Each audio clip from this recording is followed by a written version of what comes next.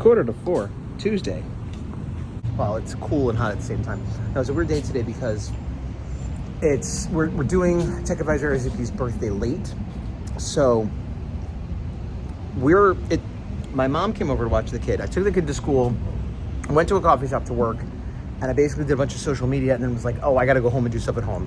And at home, I put in a print order because I realized today's the last day I could do it to have it ready for Pasadena Comic-Con and not have to pay rush shipping. So I did that, was trying to fill out paperwork for her summer school class stuff, and I was having difficulty, so I was doing emails back and forth on that, and a few other things I can't remember right now. And then I got her from school, went to the post office to drop off some sales from Etsy, and I had to go pick up some stuff from the food store, last minute birthday stuff. And so today, after 12, 1 o'clock, whatever, I got all prettied up. We just had some ramen, which is I didn't have lunch, but this isn't dinner. It's like late lunch, early dinner. And now we're gonna drive to a casino. It's about 45 minutes away because Q likes casinos. I'm not a huge fan myself, but it's her birthday, so that's fine. I think we're gonna stop and get some boba tea and or coffee on the way. And that's the night. And then tomorrow, Tech Advisor Azuki. She took off the week for work and she had some doctor stuff earlier. So we're doing birthday and Mother's Day late. So this is our birthday date night, and my mom's gonna watch the kid and stay over, and we're gonna get back late. And then tomorrow, it's weird because usually if the kid has off school, it's unusual that Tech Advisor Azuki has off and the kid does not, I guess is what I'm getting at. So tomorrow I'm gonna get up and take the kid to school, unless my mom does, but I'm not counting on that necessarily. And then after that, a normal kind of day, prepping for whatever. And then in the afternoon, when she gets out of school, we're gonna have a little family birthday party, the four of us. And that will be the official conclusion of her birthday season, and then Monday we will do Mother's Day. That's her.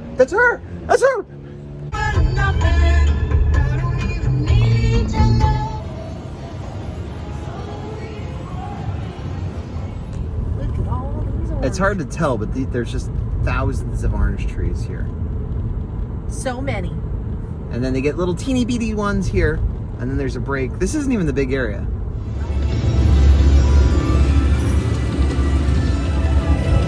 Go Kong. Yes. Make money.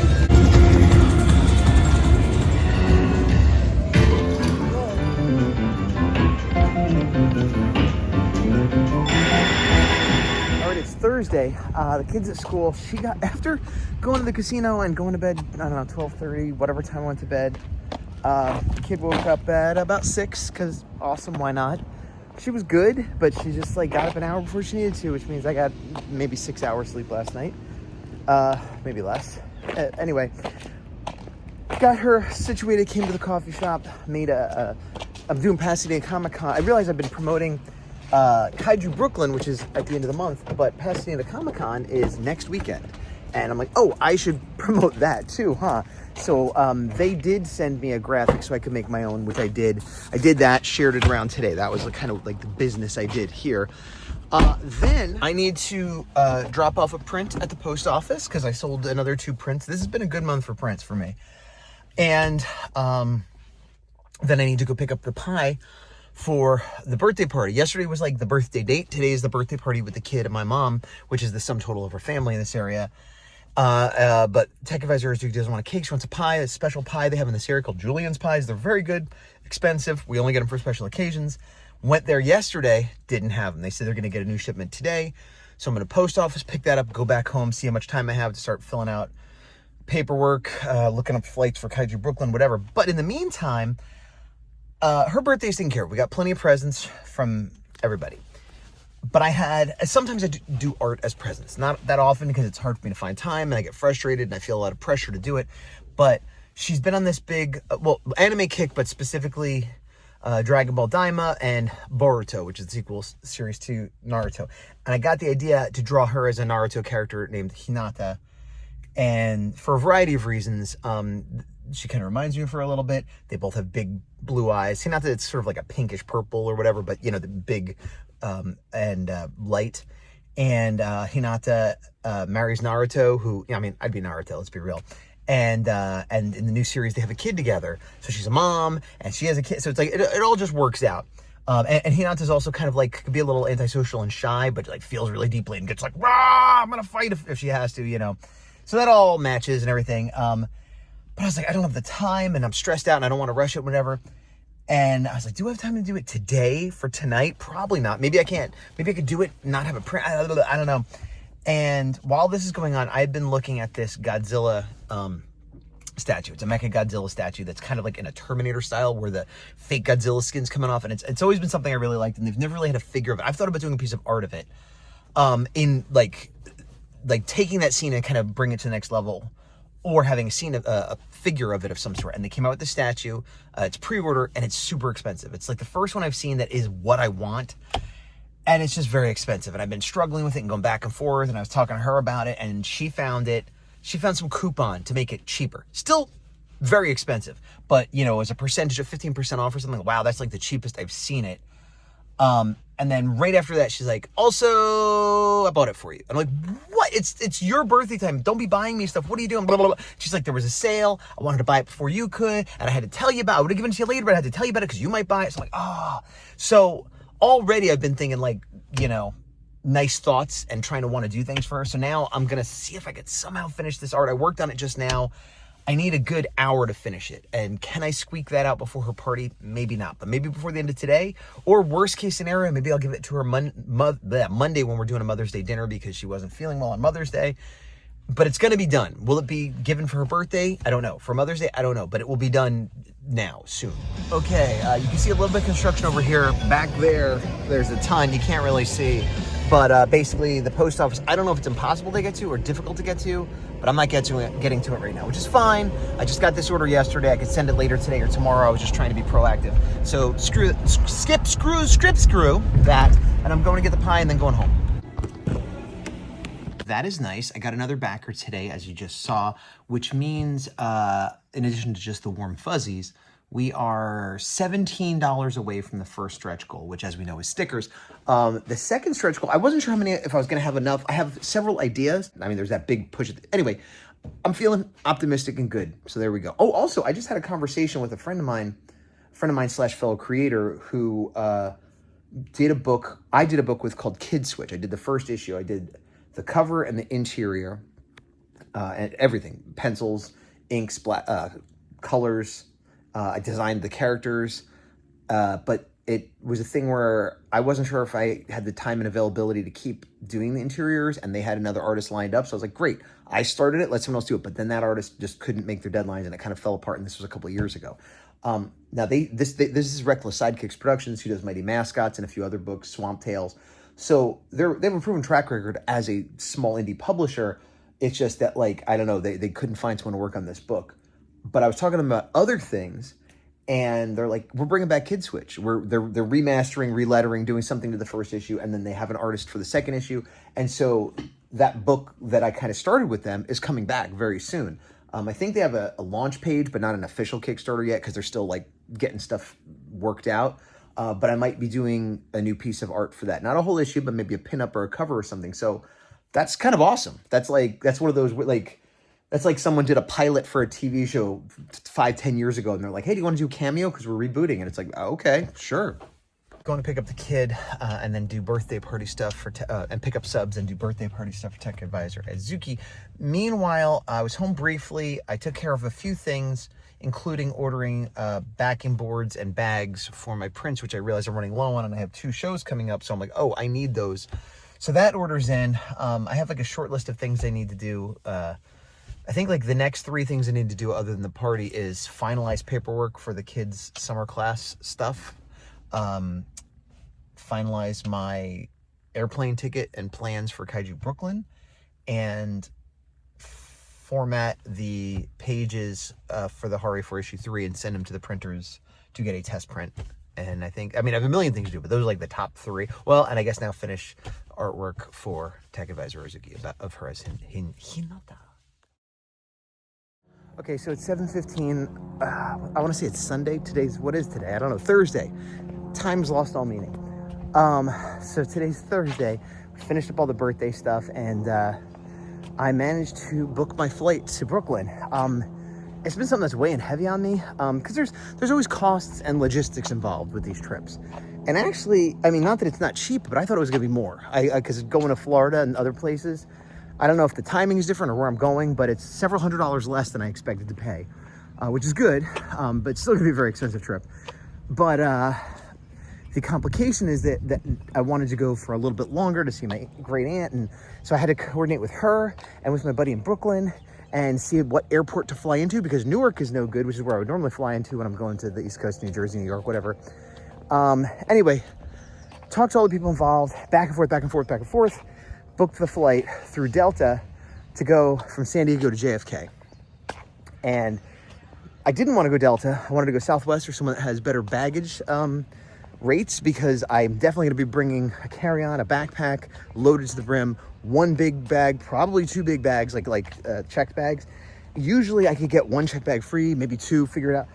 All the places I was looking at that had straight through flights, Southwest wasn't one of those choices. And I don't theoretically mind a layover, but it's the difference between a 5 to 6 hour flight and like a 10 to 12 hour flight half the time, because then you're waiting for hours. And again, in a single dude with no kid world, I've done that. And, you know, maybe it makes my time work a little easier. I save a couple $100 or whatever. But the whole thing is, the longer I'm gone, the harder everything is, because my mom has to babysit, blah, blah, blah, blah, blah. So I had to pick from the ones that were available, but I did it. I got it. I'm going to be getting up Wednesday morning. I say getting up, I mean, I'll probably take a nap and then get up at like 3, because my flight leaves at like 6:45 and the airport's an hour and a half from my house. So there you go. And similar on the way back, I'll be staying at my friend's house in Brooklyn, and I'm gonna be leaving Monday, and you know, he has work and they have kids and stuff. Doesn't matter, I'll be the first one up because my flight leaves at 8:45, and you know, and again, when I get up at 3, I'll be getting to my aunt's house around dinner time, around 6. So it's just wild. But anyway, that part of it's done. I still got to book parking at San Diego for my car, and then see about getting a rental car possibly for some of the time. But the main part is done. Pardon me. So that's good. Ah, well. Box. What is it? They came. The pins. Woo! 6 designs. Number 1, the face of the horror A4. What? I don't know how to do things. Morning, I got to the coffee shop. While I was waiting online, I wanted to check the Kickstarter because I don't remember why, because I'm obsessive. And I got 3 backers. 3 backers between last night and this morning, which pushes us over the first stretch goal. So that means I need to get work on stickers, because everybody's getting a free sticker and getting the next one. So I got a little bit of work to do. I gotta update the graphic, I gotta let people know about the sticker, and then yeah, figure out what we're doing for the next one. I'm happy boy. Which is fun, because I had the idea, the first or second Kickstarter, to have the horror rampaging across the city as they made stretch goals, but I never did it till now. So first stretch goal, unlock free stickers, boom, boom, boom, and then I'll set up the next one. But I said I'm not sure which one I'm going to do. I think I'm going to forego the new print because that's artwork I have to create, and I really don't have time to be adding new artwork to my workload. I'm already going to have to do the sticker. And so that leaves, I mean, I have lots of ideas, but the 2 of the main ideas are the game piece, which is kind of expensive and like might be better saving that a bit till the next book or the final book or whatever, or if it starts getting really crazy, hop in on this Kickstarter later. So I think it makes the most sense to add the foil option. And what I'd like to do is, if we hit a certain point, it's a free upgrade. Anybody that got my version of the art that wants a foil upgrade can have it, and then I'll add it as an add-on at the end. But I need to check the pricing and see at what point I can afford to give it as a free upgrade, because I got to see how much extra cost it is to me, etc. So I'm going to stop now. I'm going to head home, do a few things there. I got to do some house-related things before the kid anyway, so that's the progress I made now, but I got to move on to do other things. so I've been looking up the foil. What I wanted to do was spot foil. The full sheet might be more, but I wanted to do spot foil green, where the energy from the horror was green. I'm watching my kid making sure she's not going to kill herself on the playground. And the cost came up at $6.99, $7 my cost an issue. I usually sell my comics for $5 each. Some of the variant covers after the Kickstarter, more kid maybe killing herself. Anyway, $7 my cost. Generally I sell for $5 each. Some of the sketch covers, some of the variant covers I was gonna make at a lower print run to make them a little bit more exciting and exclusive, and also and then also charge a little more to help offset my costs, because I did pay my artists. What I wanted to do was just make everybody who ordered the art of my cover be able to switch it for the foil if they wanted, and then sell it to everyone else for, maybe $10, maybe $5, whatever. But I think what I like as business goes, I should be quadrupling my cost, which I don't do with my normal issues. They cost in the neighborhood of $250. I sell for $5, which is fine if I sell directly to the consumer, but if I sell through a store, I literally make nothing or make like a dime or lose a dime. And so for $7, I should be, by regular business, charging $24, which is ridiculous. But charging direct, then I could do 14 or 15. 15 is a lot, but if I only print a certain amount and people like foil, it might be kind of worth it. So what I might do is set my next goal at $950, which is 150 more. And then say anybody that gets, I'll have to figure out like 3 comics or the equivalent thereof, like any $20 or $25, any $20 or more physical rewards here can get a free upgrade to foil if they so choose. If they don't want it, that's fine, that, you know. And then maybe make it as an add-on through Kickstarter for 10, 12, something less. And then any that are left over would go for like 15 or 20 later. Which is weird because I like my rewards to be like, boom, everybody gets this free, or boom, now you have this, or whatever. And if I do this, there's no clear-cut way to do it. It's more like, oh, I've made enough that I can make this an option for some people at certain prices and others at others. And yeah, I'm gonna try to do it though, because I think it'd be cool. Maybe I just make 10. Maybe I make enough to cover the orders plus 10 or something like that. Yeah, a really small amount. Oh, this day is getting better. One of my least favorite neighbors, who I don't know, you may have seen me walk past the house where there's big dogs just flipping out and flinging themselves against the windows. They're moving. They got a big for sale sign in front of their house. There are other reasons I don't like them, but they're going. That's great. There've been like 3 or 4, mostly I have no opinion on my neighbors. There's a couple I like okay. Mostly I'm neutral on all of them, but then there's like 3 or 4 that I do not like, most of whom I don't even know. A lot of it has to do with their dogs. I like dogs. There are other reasons too, political things like that. But again, I don't know them. It's just that they're making their politics like part of their house and their identity and their presence in the neighborhood. And I think at this point, when they leave, there might only be 1 neighbor left that I don't like. When I say neighbor, I mean in like the whole neighborhood. There might be people I don't like, but I don't know them. I don't know their business, and that's fine. The 4 people I knew, again, that I don't know, but I knew to the extent that their presence here made my life worse. 2 gone, 1 leaving now. That's great. It's great. What a good day, lollipop. A couple of ducks over here. Are you gonna be the new neighbors? You're funny. You quack me up. Oh, don't fly away so soon. I love your green face. Going in. Sunday morning, the kids slept in. I've had a calm morning, feeding the cats, doing some social media. So social media. I think I'm 9 days out, 8 days out from the end of the Kickstarter. And I have mixed feelings about that because I'd like more time to build up more awareness, get more funds, just let more people know what's going on. But I'm also, it is tiring to have to worry about it and be posting on social media in new and innovative ways and cross-posting and finding new ways to say the same thing, which is essentially like, look at this, please. But once that's over, then I have, fulfillment and a bunch of other stuff to work on. Speaking of fulfillment, I have all the lettering in for issue 3, and I have it all. I spent yesterday and the day before a couple hours basically making sure it fit inside all the guidelines and it was formatted and blah, blah, blah, blah, and making little adjustments I needed to make, getting all the pages into the correct file formats and numbered the correct way to go through Comics Wellspring, which is where I'm printing. I didn't upload them yet. I'm almost ready. I have 1 extra page because I cut a page out. I have 2 pages that are not story, not including inside of the front and back covers, which I already have this sort of standard stuff I put on there. And I knew 1 was going to be either a pinup or unused art or whatever, and that's what I have. But the other one, I was just going to throw something on there, and I'm like, oh, actually, it'd be cool to do an ad for a friend's comic or whatever. I'd done that previously in the first issue. It didn't have space in the second issue. Now I have a page. But I'm balancing it. Maybe I'll throw something up, like a quick social media post, because I'm balancing it. Like, I want to have this all set to go by the time I go to bed tonight, Sunday, so that they see it first thing Monday, so I can get the quickest possible turnaround. Maybe I'll just set, and like, it seems unfair to be like, quick, give me an ad as quick as you can, and I'll put it in my book. But I don't know. I mean, if it's free advertising and they happen to have an ad. Anyway, that I have to figure out. The other thing is, aside from cutting out one page, it was going to be a 27-page comic of story, and I cut a page out and it's 26.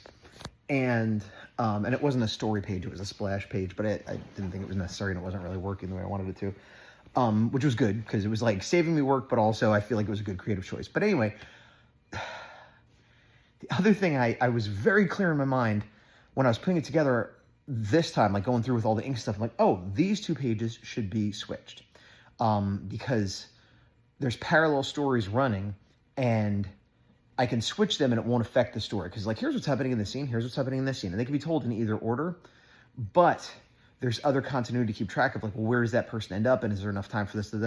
And so I had it really clear. I'm just going to make up numbers. Oh, I switched page 23 and 24. That's going to make the story more interesting without affecting, without affecting continuity or consistency or logic of what I had going on. And I can't figure out what 2 pages I was talking about. I remember the concept of what I wanted to do, but this was like a month ago and a lot's happened. So later today, I'm going to figure out the final thing I'm going to use that page for, that extra page, and figure out if I'm going to change the order or just leave it as is and whatever. And then upload all those files and get that all going so that I will get a test print as soon as possible. And then the other things I need to work on is we hit this first stretch goal, which is awesome. So that means I owe a sticker. And we're $50 away, actually $45 away from hitting the next stretch goal, which I decided to make a print, a 9x6 print. And I was getting kind of, I started working on the sticker and I started getting like too ambitious, like multiple characters and stuff. I'm like, maybe I'll make this the print. And I just have like a super, super rough concept of what I want it to be. Nothing, not even like rough pencils, I would call it. Not even a layout, really. It's like halfway to a layout. But it occurred to me, again, work smarter, not harder. What I could do is do the print, and part of the print I had boots in the front kind of jumping. And I'm like, oh, what if I grab that image of boots? Like, I'll work on the print, get that image of boots done first. I'll like get that to final, and I could use that as the sticker. Just a sticker of boots kind of jumping out at you.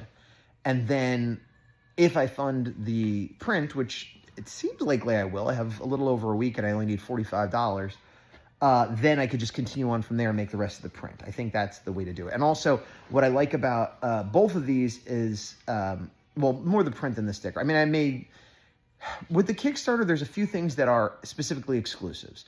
The clean, virgin, whatever you want to call it, print of issue 3's cover, only available through Kickstarter. That's how I did the first 2 issues as well. And a few other things, the San Diego Comic-Con sketch cover, only available through Kickstarter. I forget what else, but I'm 99% sure I didn't say anything about the stickers, the buttons, anything like that being exclusive. So I make more stickers. If I want to, I can make them to sell, give away, whatever makes the most sense.